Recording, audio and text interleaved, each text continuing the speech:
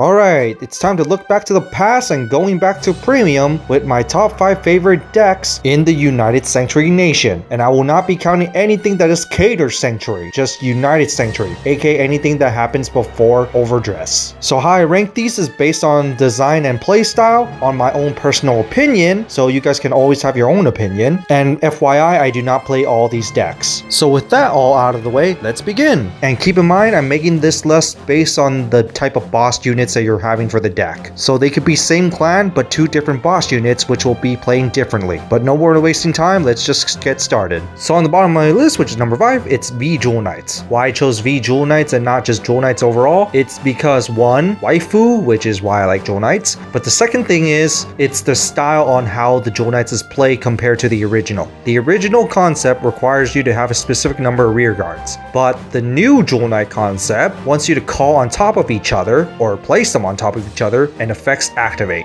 Not only that, I really like the generic soul charge engine that we got in Royal Paladins because of Jewel Knights, which also includes a recycling engine on top of it, which is why I really like the Jewel Knight deck overall. Number 4, I chose Makuth Malek. I just like its style where you resurrect the dead and then take pain for it. The utilization of Protect 2, which is also a key thing why I really like Makuth Malek, and his Shin armor, where if he takes pain, he equips this armor to prevent his pain. It just really makes me love how defensive this deck is while also playing very aggressively without using Protect 1 markers. Number 3, Azel, because superior riding. Azel, especially in V, has been focusing on superior riding, and I sort of kind of like that. Gaining over advantage your opponent, and then of course we got Azel Scissors that has the combined form of all the other Azels combined. Unfortunately, I don't really completely like Azel's design, but I do kind of like the style of it. In fact, it was one of my very first decks in Vanguard, so I do have some nostalgia pandering here. Number 2, Gavrail, mainly for the rescue playstyle of using your damage zone to basically check more triggers and basically using your damage zone as resources. While also at the same time you can play a little defensively with Gavrail, which is also I like.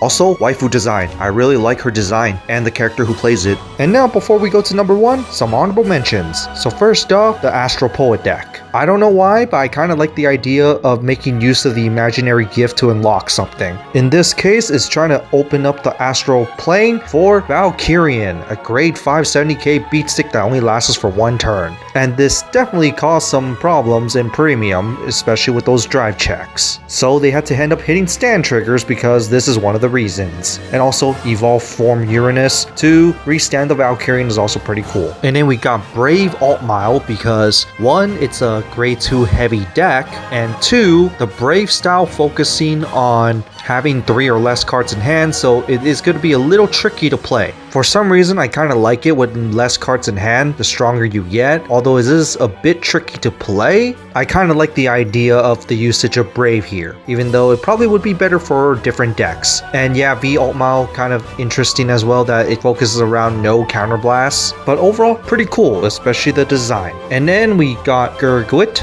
and Bluish Flames. Now both Gold Paladin decks focus on superior calling from the top cards of your deck, especially Gurguit where you need to call at least 2 for the Unite ability, but also plays very defensively while at it, while Bluish Flames focuses on linking each other's power. Call something, everyone gets power. Even though Gold Paladins overall can actually get that power with many means from doing superior calls, I do really like Bluish Flame designs, especially from going Percival to Core to Glare, and the linkage of everyone's power. Yes, Gurguit can technically do the same thing, except that Gurguit plays a little more defensively along with it compared to linking each other's power. So I decided to just put these 2 in honorable mentions equally. And finally, number 1, it's Luard. Luard is one of the very unique Shadow Paladin decks, the other one being Fianna, but I don't think it's as unique as Luard, especially when Luard can do a lot more. 1 is Ritual and Drag Shifting. Ritual focusing on the grade 1s in the drop zone. The more grade 1s you have, aka the sacrifices you made, the stronger you get, while also using the drag shifting method of striding for free.